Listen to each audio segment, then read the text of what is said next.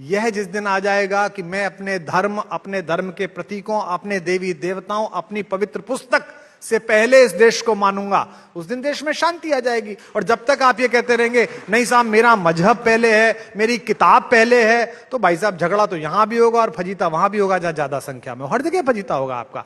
आपको ये मानना पड़ेगा कि इस हॉल में बैठे हुए लोग, करोड़ों लोग, अगर किसी दिन देश ये कहता है, ये मैंने पहले कह दिया तो विवाद हो गया था, एक बार फिर कर लेते हैं विवाद, क्या दिक्कत है।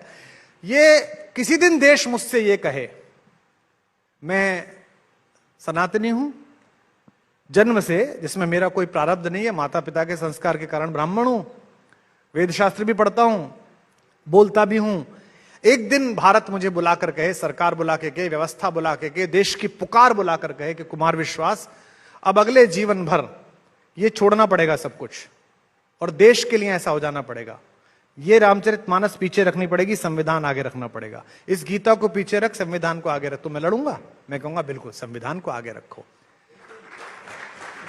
अब यही बात किसी और से कहवाइए कि आप इस किताब को पीछे रखिए, संविधान को नहीं साहब पहले तो, और ये कैसे होगा। किसी ने मुझसे कहा ये व्यर्थ का सवाल है, आप कह सकते हैं, किसी ने कहा ये मूर्खतापूर्ण सवाल है, हम चुने ही क्यों देश और धर्म में से। चुनने का मौका आता है, आज मैं बता रहा हूं, नाम नहीं लूंगा, सब जानते हैं।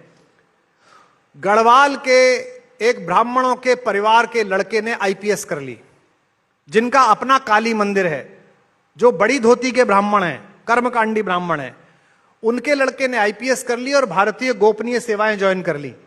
भारत ने उसे कहा कि भारत की रक्षा के लिए ये कोल्ड वार चल रहा है, पाकिस्तान चले जाओ, 6 साल वहां रहना है। भारत का वो लड़का इस्लाम के सारे कानून सीखकर सब कुछ कराकर विदेश चला गया। उसने नहीं कहा था धर्म मेरा पहले है, मैं काली की पूजा कैसे करूंगा, उसने नहीं कहा। आज कल तालियां बजा रहे हैं हम सब लोग धुरंधर के लिए, रणबीर सिंह की एक्टिंग देख के कि रणबीर सिंह चला गया और लोग उसे मिला रहे हैं किसी उससे। हमको पता नहीं है कि आज की तिथि में भी और पहले भी हिंदुस्तान के बहुत सारे बच्चे अपने माँ बाप पत्नी सबको दांव पे लगाकर दूसरे देश में गए ताकि देश के हित सुरक्षित हों।